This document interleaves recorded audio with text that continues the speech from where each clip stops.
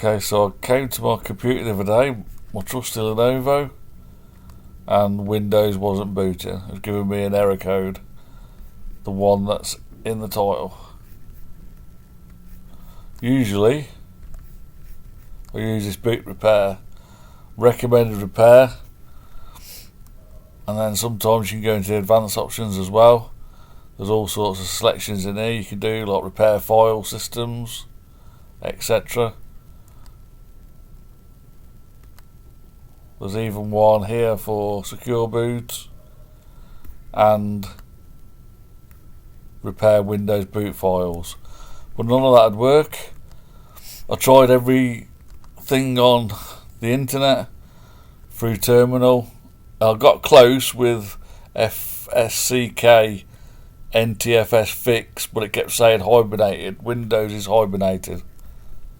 So just now, 5 minutes ago, I'd almost give up. I went into gparted,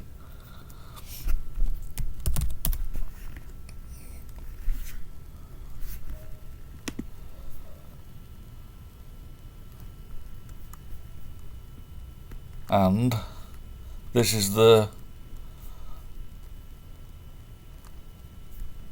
section. I just clicked on both of these two.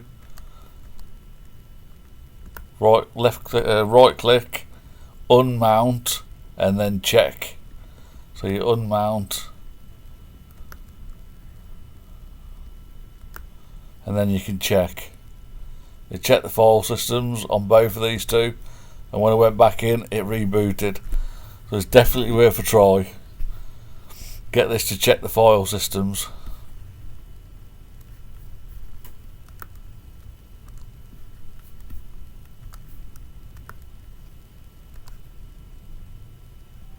Obviously you have to select I don't want to mess it up again, so I'm not doing anything more.